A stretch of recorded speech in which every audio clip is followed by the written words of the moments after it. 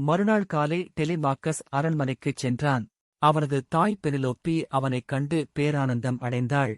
தந்தை எங்காவது இருக்கிறாரா என்று அவன் எதையும் சொல்லவில்லை. ஆனால் தன் பயணத்தைப் பற்றி மட்டும் விவரித்தான். சிறிது நேரம் கழித்து ஒடிசியஸ் மீண்டும் அந்த வயதான பிச்சைக்காரன் உருவத்தில் யூமேயசுடன் அரண்மனையை வந்தடைந்தார்.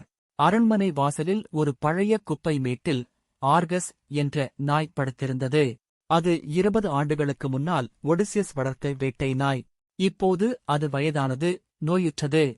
ஆனால் தன் எஜமானின் வாசனையை உணர்ந்து அந்த விசுவாசமான நாய் 20 ஆண்டுகளுக்குப் பிறகு தன் காதுகளை நிமிர்த்தி வாலாட்டி தன் மகிழ்ச்சியைக் காட்டிவிட்டு அடுத்த கணமே தன் உயிரை விட்டது.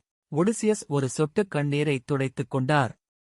அரண்மனைக்குள் நுழைந்து ஒடிசியஸ் சூழ்ச்சிக்காரர்களிடம் பிச்சை கேட்டார். ஒவ்வொருவரும் சிறிது கொடுத்தனர். ஆனால் அவர்களின் தலைவனான ஆண்டினோஸ் மிகக் கொடூரமானவன். அவன் ஒடிசியஸை பார்த்து, "இந்த குப்பைக்கு இங்கே என்ன வேலை?" என்று கத்தி ஒரு முக்காலியைத் தூக்கி அவர் மீது எறிந்தான். அது ஒடிசியஸின் தோளில் பலமாகத் தாக்கியது. ஆனால் ஒடிசியஸ் ஒரு பாறை போல அசையாமல் நின்றார். அவரது கொடுமையைக் கண்டு மற்ற சூழ்ச்சிக்காரர்களே பயந்தனர்.